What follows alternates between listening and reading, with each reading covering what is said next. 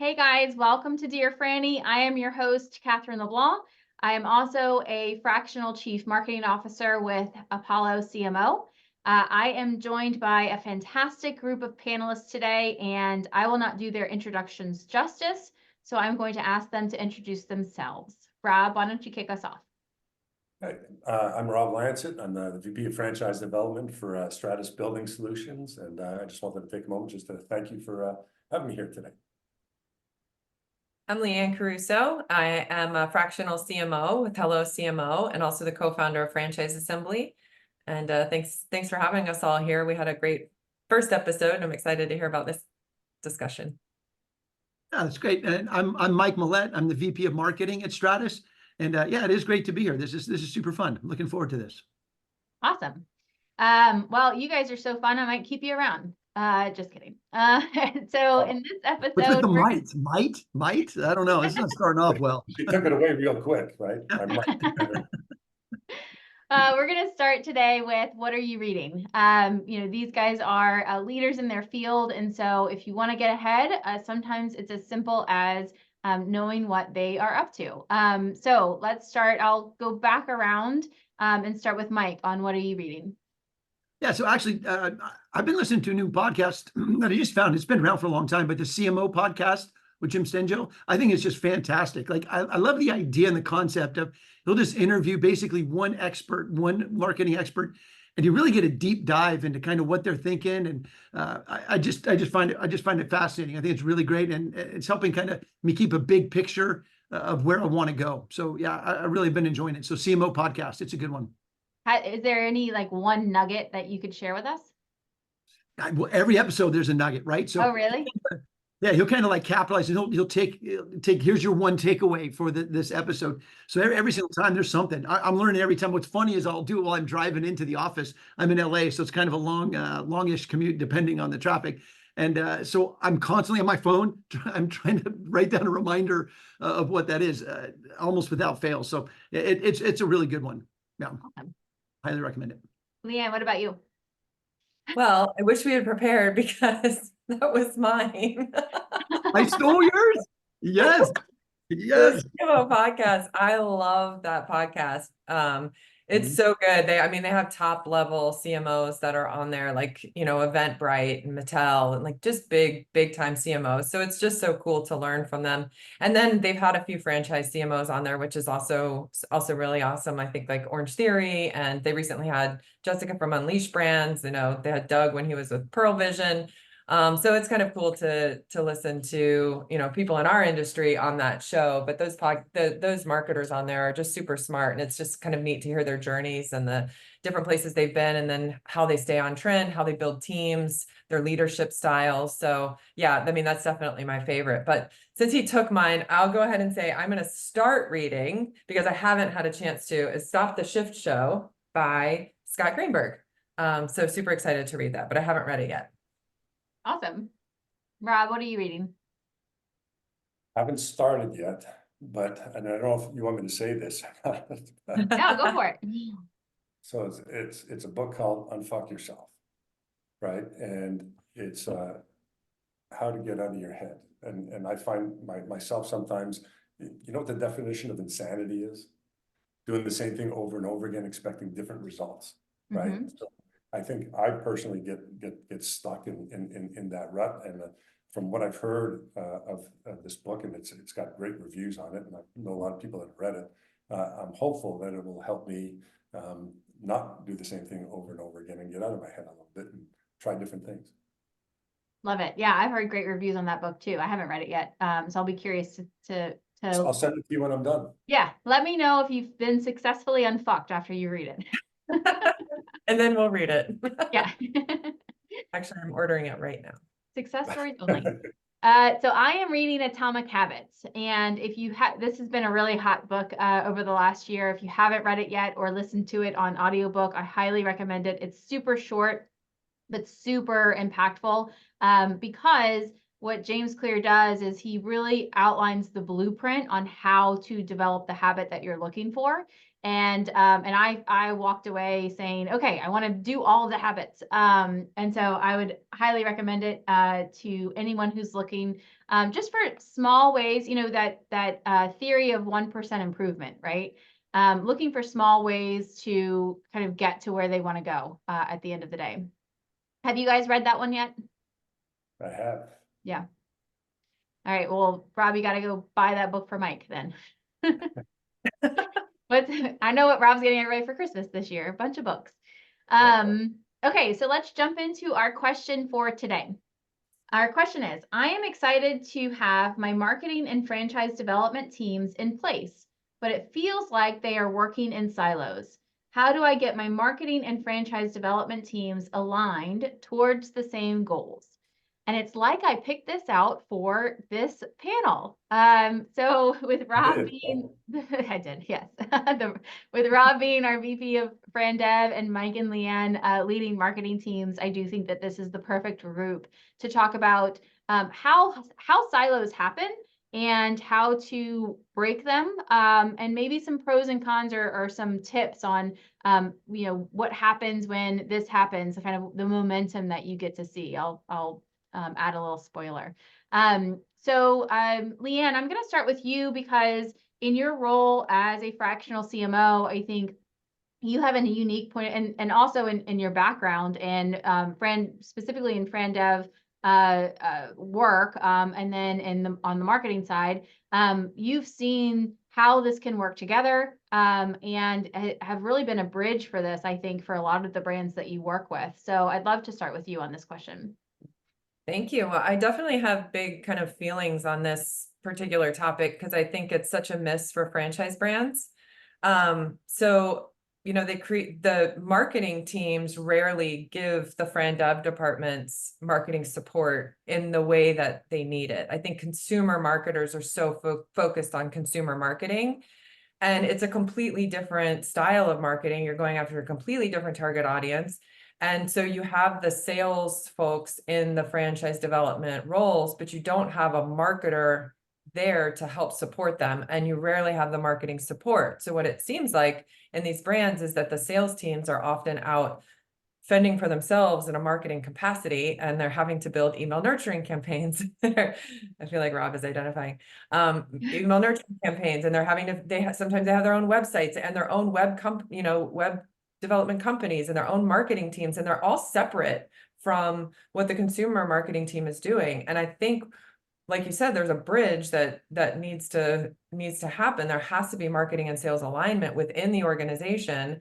And I feel like the CMO or the VP of marketing should, in an ideal world, oversee both components. And then you have a marketer in the Fran Dev team, and then you have your marketing team, but all of the messaging should be consistent and the branding should be consistent, but it seems like they're so separate. And it also seems like the marketing and the sales teams are always like this within the organization because they have different perspectives, they have different priorities. And then not including each other on decisions, I think, is also a big miss. So I don't think that, marketing is a supportive function to sales. And I think that that's where franchise brands often miss, that there is a marketing component to the sales teams. And often the expectations of a Fran Dev sales team is, I spent this much money, did I get a lead? But there's so much more to that, as you know. So there's brand exposure, brand awareness, there's all of the, PR, and you don't necessarily know that direct tie, but we're often in the sales side tied to a direct lead gen number. And so I think we just need more responsible marketing and franchise development and stop functioning in a silo manner and start working together. But I do think the brands that have franchise development marketers are the ones that are like, you see them leading the charge because they have that in place and they can help support the sales team in a meaningful way. That was a lot to unpack. Yeah, that's great. I could talk about this for hours. Well, Rob, I'm curious to hear from your point of view, kind of, and also like what your growth into the leadership position that you have right now in Fran Dev. How have you seen marketing work together in that Fran Dev space successfully? Well, Mike, cover yours. No, I'm kidding. I jotted down a few things here. So one, I think a lot of times, and I'm not talking about the relationship that Mike and I have, I'm talking about Fran Dev and marketing as a whole. I think a lot of times marketing and franchise development folks kind of like oil and water, right? They don't always mix well together. And I think it's because we don't speak the same language. We have different goals, right? And I think in most cases, the most effective collaboration is when both the Fran Dev person and the marketing person check their egos at the door, right? And then you can sit down and say, okay, look, you know, like you're an expert in your field, I'm an expert in my field. I need to get here. Like, I'm going to trust you to do your marketing job to get me there, right? But all too often, I don't think we have those conversations.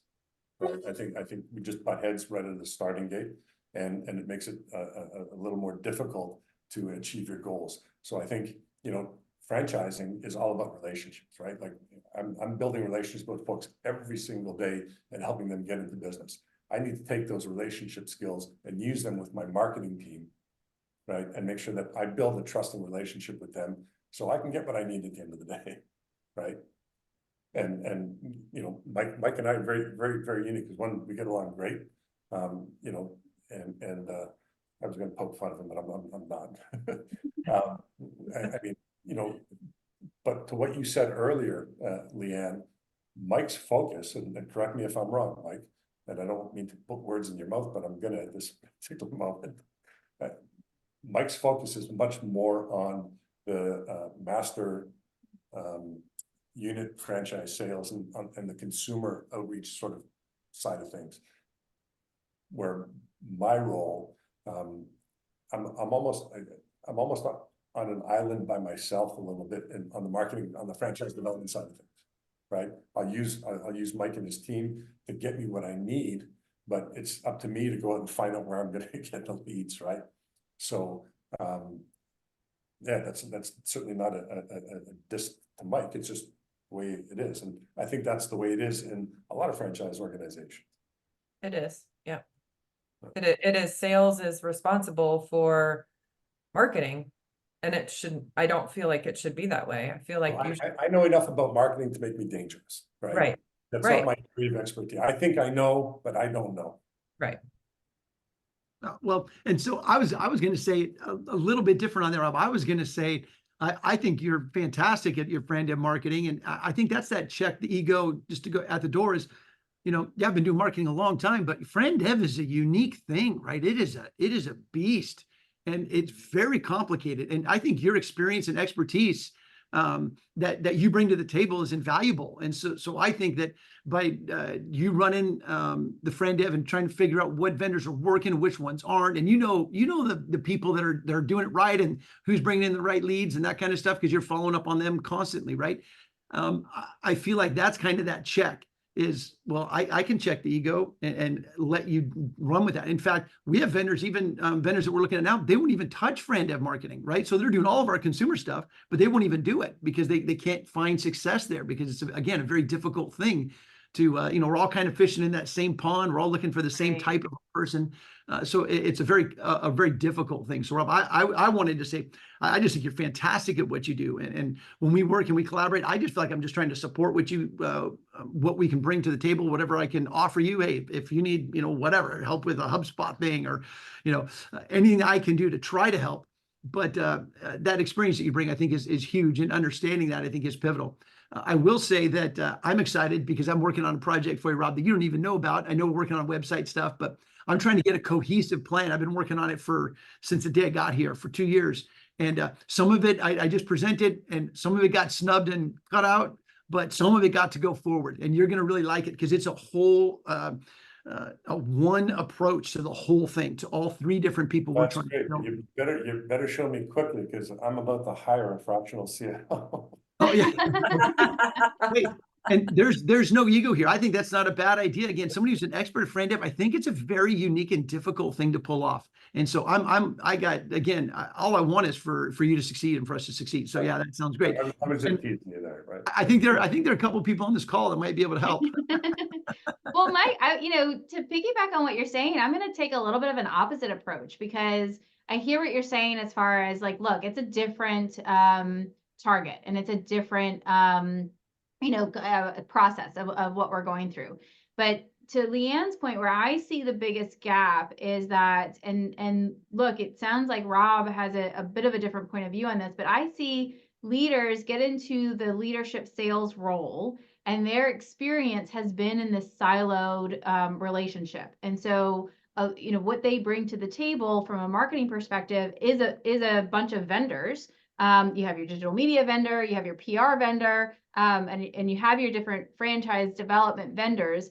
But the management of those vendors with a marketing eye does get lost if you don't have someone on your team with that kind of marketing title. And, whether they dotted line to the CMO or not, I do think that having someone with a marketing background, managing the people that you have doing your marketing can only bring you more success.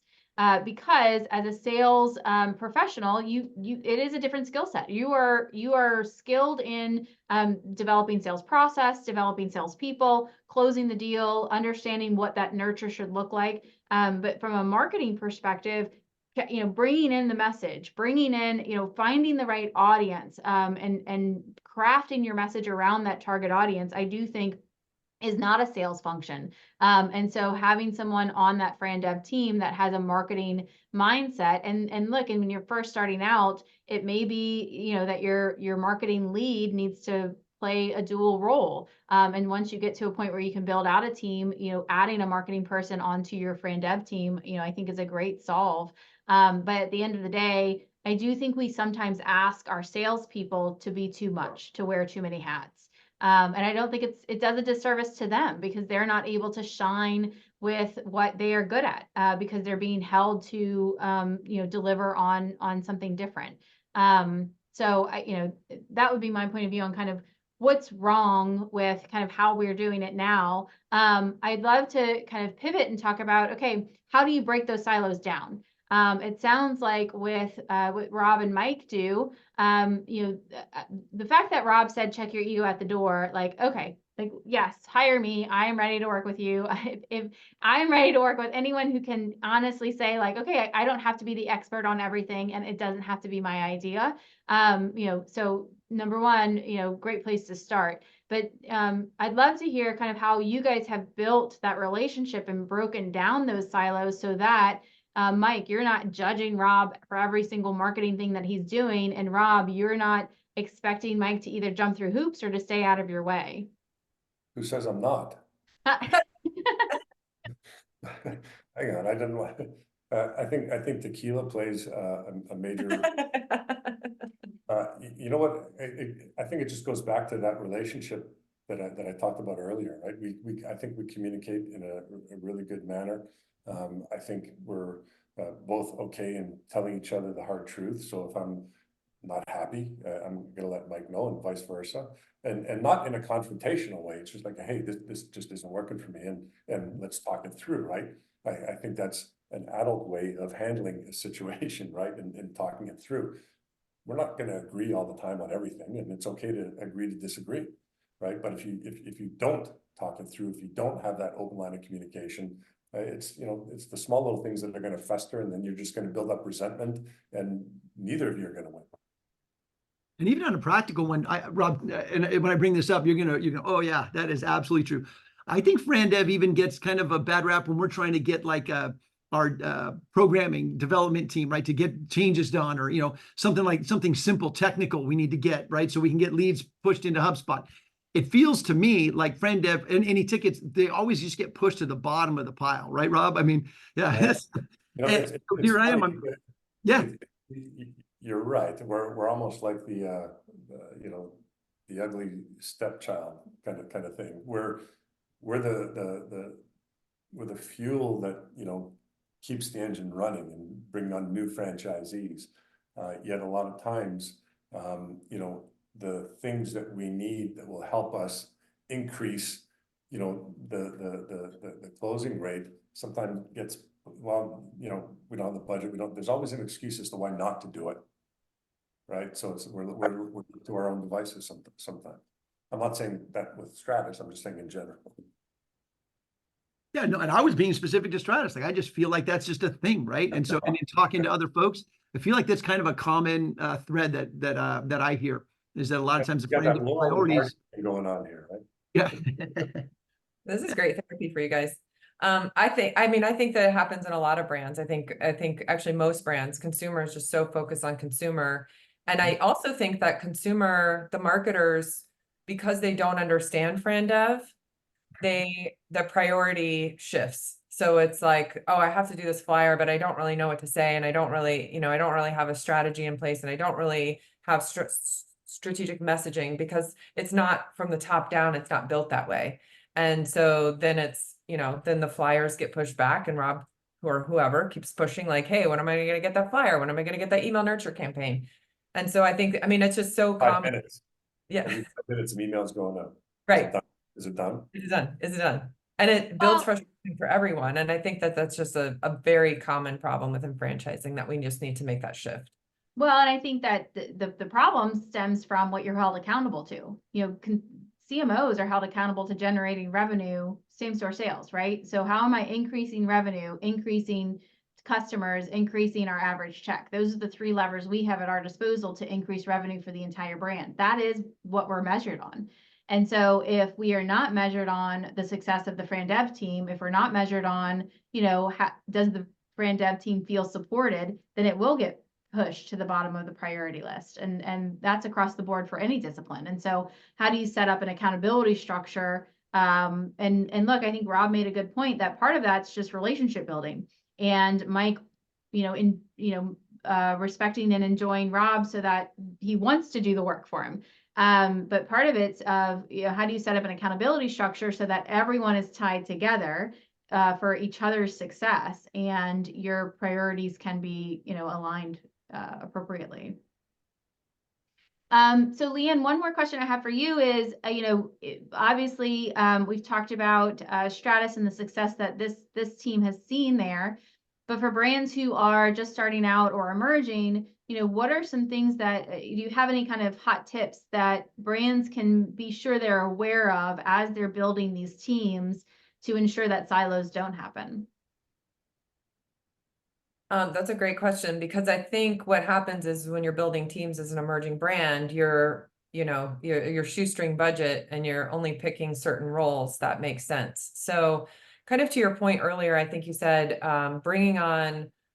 I think when you bring on the marketer from the beginning, you've got a director of marketing, or you've got a marketing coordinator on some level, but making sure that that's part of their accountability, and that is part of their job function. It is not an optional job function. It is part of what they do on a daily basis, and just understanding what that strategy looks like. Obviously, they may have to go out for consulting on some level to bring franchise marketing into, how they operate, or have a great vendor, but I think they need to own it. I mean, they can have a great vendor who, supports them in such a way, but they need to own that process, and they need to own that strategy. So it just becomes a part of how they grow, and it just becomes a part of everybody's accountability. Because I've seen brands that are 30+ years old, and that consumer department won't let Fran Dev touch anything on the consumer side. And it's an actual disservice to the growth of building new franchisees when you can't access your clients, when that's your number one source of franchisees. Yep. You can't access their Facebook pages. I mean, there's so many things that are critical to bridging it all together to bring it home, and making sure that it is part of the growth in your company, that you have franchise development marketing. This does not rest solely on sales, but marketing is a support function of the sales team, and it has to be part of how you operate. Like, I just think we need to change that through and through. You get all that, Mike? Got it. Love it. Let's go. Mic drop. I think that summarizes it best. I think, bottom line is what we want. We're going to start another trend. We want Fran Dev Marketing to be part of the marketing function, whether that's adding someone in a marketing function to your Fran Dev team or making your marketing team responsible for the Fran Dev marketing. I think, that's what it sounds like we're advocating for, and I couldn't agree more. Awesome. Okay, well, that was, I think, a very informative discussion around how marketing and Fran Dev can work together. We hope that you had more than one nugget to take away from this episode, and we will talk to you soon. If you have a question for Dear Frannie, don't hesitate to send us an email at hello@franchisefractionals.com. Thank you to my panelists, and you guys have a great day. Thank you. Thank See you soon. everybody.